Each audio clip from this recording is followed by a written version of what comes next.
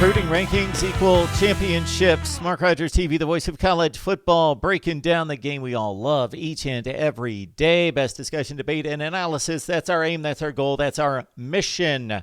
If you enjoy the conversation, please smash that like button. Check out the video. Subscribe if you'd like. Then hit that bell for the notifications. That way you know when we're going live, which is typically every day and most of the time, multiple times per day. We have analyzed the recruits from both the Ohio State and Alabama two-deep rosters for the national championship game to see if there's a decided advantage from one team. We know that these two programs are out recruiting everyone in college football, except for maybe Clemson and maybe Georgia. Alabama certainly has over the Nick Saban era, and Ohio State has been right there too. Let's look at it right now. Does this mean anything? Not necessarily, because these teams are recruiting at such a high level that it's probably fairly indistinguishable. But let's see if we can find a difference between where Ohio State and Alabama are recruiting. And if you've got some insight to provide, of course, leave that down below in the comments section. Let's go to the Ohio State offense, led off by, of course, quarterback Justin Fields, the number one quarterback in the country, and the number two overall player. And if you look down the Ohio State offense, the first-team offense with Trey Sermon, Chris Olave, Garrett Wilson, and Jameson Williams at the skill position players, and Luke Farrell at tight end. The offensive line led by Thayer Munford, Harry Miller, Josh Myers, Wyatt Davis, and Nicholas Petit-Friere.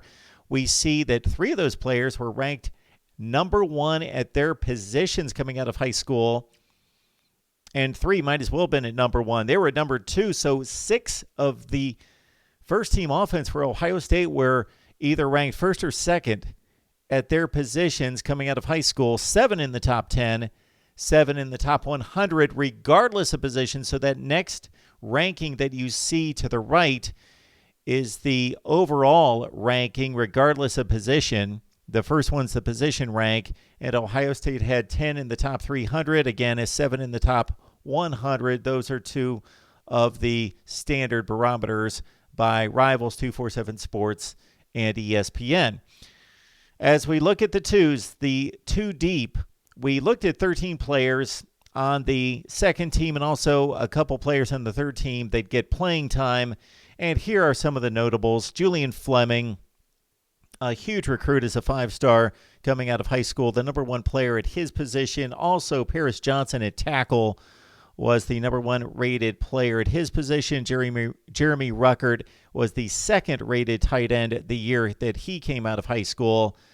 Fleming, the number 3 overall player. Paris Johnson was in the top 10. Ruckert, number 37. Now, some of these guys were down the list quite a bit, although Master Teague has obviously been a major player in the offense here in 2020 and in relief of J.K. Dobbins in 2019. Blake Hobbiel was the 4th-rated place kicker coming out of high school, and Drew Chrisman, the top-rated punter coming out of high school. Let's check out the Bama offense in comparison, with 3 number 1 players and 8 ranked in the top 10 at their positions.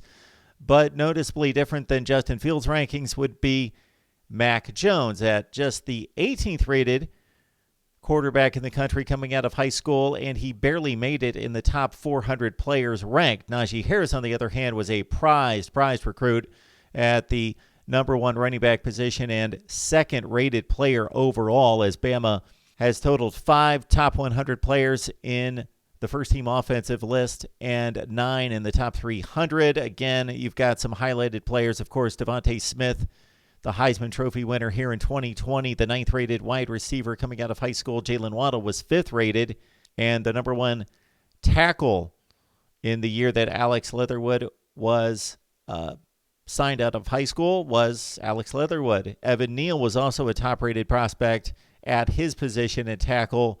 Emil Eor at number 3, and you see a number of players, again, in that top 100 class. Let's take note of Landon Dickerson, who was the starting center before he was hurt in the SEC championship game. He was rated the 4th best center in the country coming out of high school and the 31st rated player. Let's look at the 2 deep.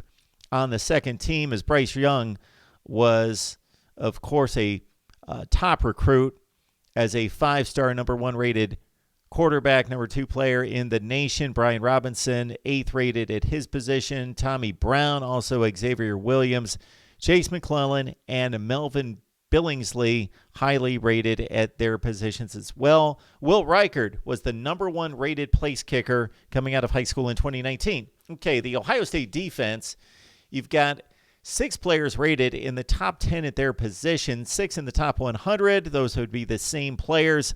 9 in the top 300, led by Baron Browning, who got off to a slow start in his career, but has contributed down the stretch. More recently as the number 1 rated linebacker in the country and a top 11 player regardless of position. You see Jonathan Cooper was also highly rated, as was Tommy Togiai at number 3 at tackle. Malik, or rather his brother Marcus Hooker, was the lowest ranked player who will be starting. And we took this 2-deep chart from the Our Lads website. I made a few adjustments based on recent injuries and what I know of who's playing more prominently than some other players. On the second team for the Buckeyes on defense, you've got Javonte Jean-Baptiste, 16th rated player at his position coming out of high school. Justin Hilliard was at number 3. Tyreek Smith at defensive end, the 4th rated player in the country at his position. Zach Harrison was really a sought-after player coming out of high school, as was Tyreek Johnson. For the Alabama defense, we've got 4 players rated in the top 100 on the first team, 11. 2 number 1 players, 7 in the top 100, or 7 in the top 10, led by Dylan Moses, who has obviously lived up to expectations as a Mike linebacker, 13th rated player in the country. His year coming out of high school. LeBrian Ray was also highly, highly regarded. Will Anderson, the number 1 player at his position, as was Patrick Surtain. And Jordan Battle, number 2 at his position. As we look at the 2s, we see that Ben Davis was the number 1 player along the defensive front. Top 10 player in the country, regardless of position. And there were certainly high marks for Brian Branch as well. When we add it all together, these, of course, are tremendous, tremendous recruiting hauls for both schools. So we're looking at the 4 classes that basically comprise both rosters, and we see that Ohio State had the number 1 rated class in the Big Ten 3 of the 4 years. The 1 year in 2019 in which they had the 3rd rated class in the Big Ten, they actually had the best rated class in the Big Ten in player rating, but they only had 17 signees, and that brought down the overall ranking to 14th in the nation. Ohio State at 5th, 14th, 2nd, and 2nd in the nation for those 4 classes that comprise the 2020 roster. When we look at the Alabama Crimson Tide, we see all their classes were ranked in the top 2 in the SEC, 2 number 1s, 2 number 2s, 2 number 1 classes in the nation, a number 2 here in 2020, and the 5th rated class was the worst under Nick Saban in 2018, but still obviously an amazing class. When we break it down by star rankings, we've got to keep in mind that Ohio State signed considerably less players, did sign 14 5-stars during this time period, 57 4-stars. That compares to Alabama's 15 5-stars and 71 4-stars. When you look at the player rating, you see that Ohio State had better player ratings, and this again is more of an accurate assessment of the quality of each player rather than and takes out of the equation the total number of players taken that, again, weighed down the Ohio State class in 2019. So the Buckeyes had a higher player ranking in 2017 and 18, and Alabama had the better mark in 2019 and 20. Mark Rogers TV, the voice of college football. Just thought I would give you a look into the player and team rankings for Alabama and Ohio State, the 2 top programs in terms of recruiting talent. And if George is going to argue, then we'll add on recruiting talent and developing that talent, especially, of course, at quarterback. Leave your comments below here at Mark Rogers TV, the voice of college football, and we will see you soon.